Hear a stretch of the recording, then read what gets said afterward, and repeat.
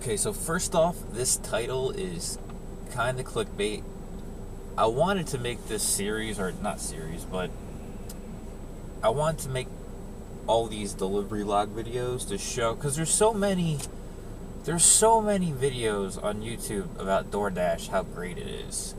Oh, I made this much money, I made that much money, and they never break down how they made that much money or what their expenses were. Like the top videos on DoorDash on YouTube are just, oh, I made this. You do that, you do this, you go to a restaurant, everything's fine and dandy. Well, it is good, but it's not as good as people say it is, and it's only good at when your market isn't saturated. So I did make my net revenue for between everything, all my deliveries between both jobs. My net was $1,357.05. I took a total of 150 deliveries, and it was 71 and a half hours working. Now, break that down even farther.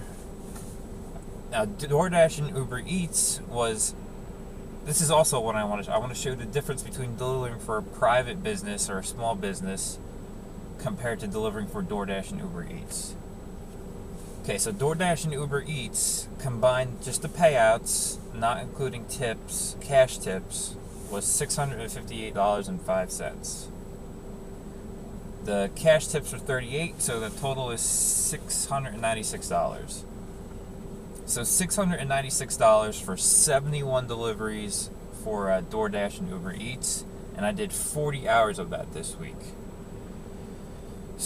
Okay, so now we go to my other job, my sushi job, the local job. I did $284 in salary, and then that's at $9 an hour, which is kind of high, but I'll get into that later. And then cash tips were $377.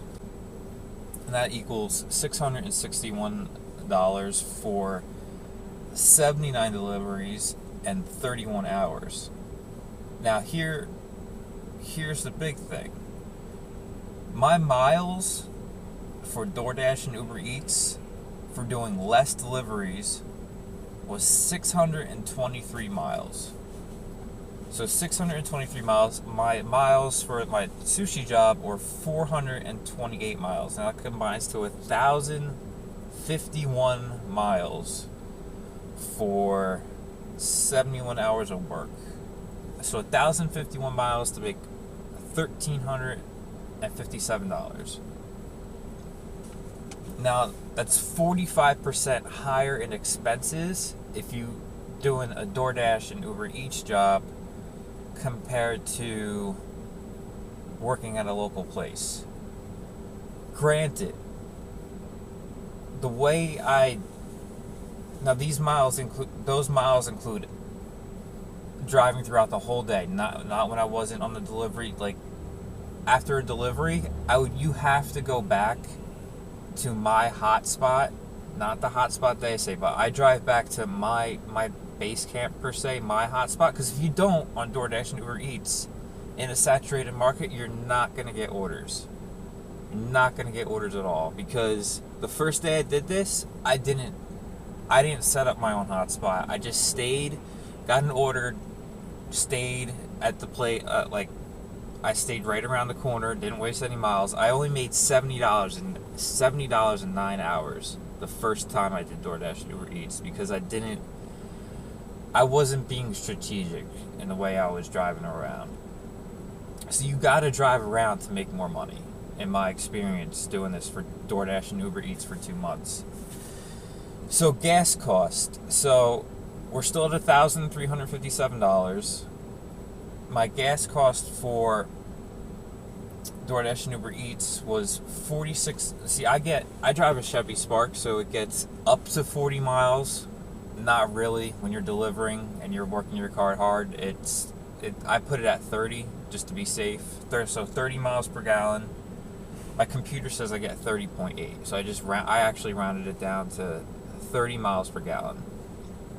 So 30 miles per gallon. at for 623 miles, that is 20.8 gallons times $2.25 per gallon. That's $46.73 for DoorDash and UberEats, and that's only $32 for the sushi. Now that's 70, almost $79, $79 in gas expenses. Now that gas does not include my commute to and from work. So when I start the day, it doesn't include me driving to my hotspot location, and it doesn't include me driving to my job when I start my shift, and doesn't include driving back. So that's another about 12 miles per day, but because everyone has those costs, so I don't include the commute cost. So, and now this is tricky. Like, what is your how do you calculate your depreciation on your car? I took $10 out per day. So let's say that's $70. It's $70 per week. That's 50 times, $3,500. Am I doing that? Yeah, $3,500 in depreciation. Like, there's no way you spend that much in car repair, and car repairs, right? And oil changes and stuff like that. But you gotta think about it. I bought my car. My car was $9,500 in December of 2015. If I try to resell my car now, there's no way I'm getting more than $1,000 for it. With 150,000 miles on a Chevy Spark, there's no way I'm getting more than $1,000. I'd be lucky to get $500. So that's where the depreciation costs come in, that people don't really even realize. So take the gas and depreciation cost for the week. That's down to about $1,200. Now you gotta pay taxes on DoorDash and UberEats, and it's a self-employment tax, so it's gonna be a higher tax, but you can deduct. So 54 cents is the standard rate to deduct per mile. So that's $336 on tax deduction. So I only have to pay 30% on 322. That's about $96. So $96 in taxes. So after all is said and done, I would make $564. So $658, which is the payouts, minus 96. That's $564. So $564 for 40 hours. That is for DoorDash and UberEats after taxes. But now minus another 46, 47 for the gas. So that's 540. It's about 516, like 517. So after expenses, $516 for 40 hours. That's after everything, which isn't bad, considering the flexibility that DoorDash gives you. That would probably get, what in my mind, flexibility is worth $2 an hour. That's just my personal opinion. So 40 hours for $517. That's about your $13 an hour after expenses. Before expenses, it's $16.45. What I did it. My sushi job was about $21 before expenses. After expenses, it'd be around about $19 an hour. So in total,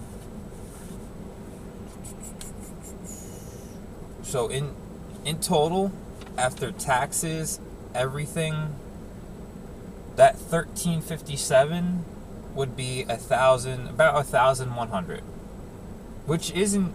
That's actually for 71 hours driving. Like, I committed full to this.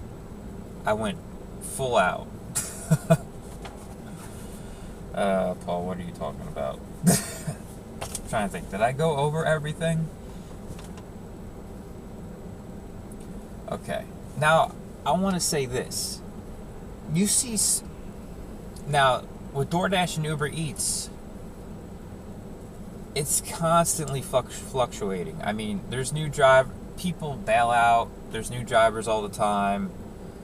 What I really don't understand about people driving for DoorDash and UberEats that I see around here. I see so many people driving in a Jeep, an SUV. There's a guy that drives in a Cadillac Escalade. I mean, your expenses are twice mine, at least. You're paying $30,000 for an SUV. Now, I don't know personally that they paid $30,000, but you're driving a $30,000 car that gets 15 miles per gallon, 20 miles per gallon at best. They say you get higher on something. You don't get higher when you're driving city and delivering. You're just not getting higher than that. So your costs are twice that. So if I was driving a Jeep, let's say, I doubled the depreciation, and I doubled the gas. So that's $160 in gas and $140. So $300. So I'm already down to $1,000 of that 1,357. Those 1,050 plus taxes, plus another 96 in taxes. So I'd be working, if I did this in not this type of vehicle and like in a Jeep or SUV full time, I would only be making about, after taxes, $950. And this was a really good week, by the way.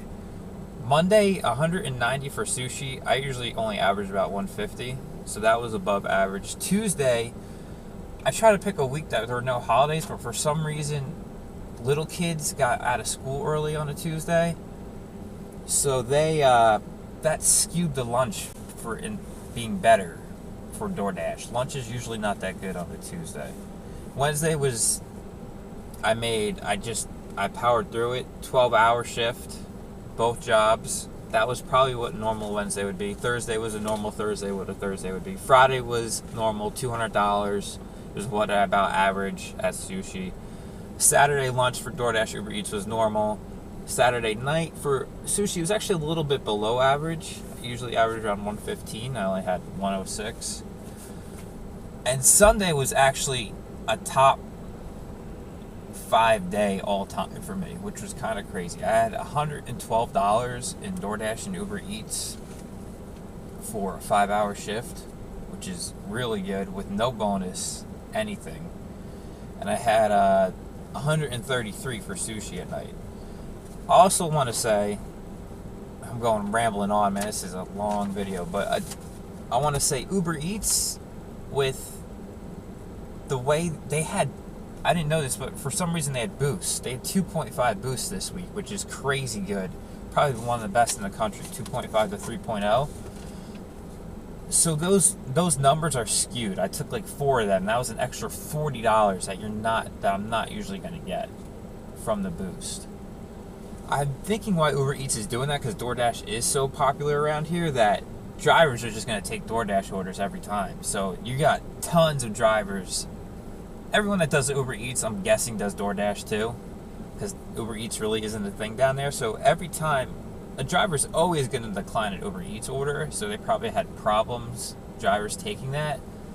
So that's why they had to put up the bonus. Now I'm going to conclude this saying it's a grind. DoorDash is a grind, and it's antisocial, but it's flexible. It's kind of depressing. I mean, you're delivering fast food to a lot of people. I mean, it's like, let me rephrase that.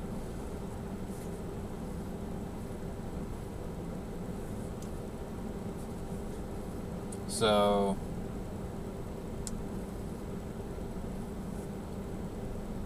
I mean, I say I mean a lot, don't I? like DoorDash, it's new around here, so that's why it's still decent. But it's gonna kill off the local pizzerias around here eventually and the local delivery jobs. I'm not too worried about my sushi job, about this, because it's more specialty, but it's gonna kill the local delivery jobs. I mean, I went into a Papa John's. I'm ranting.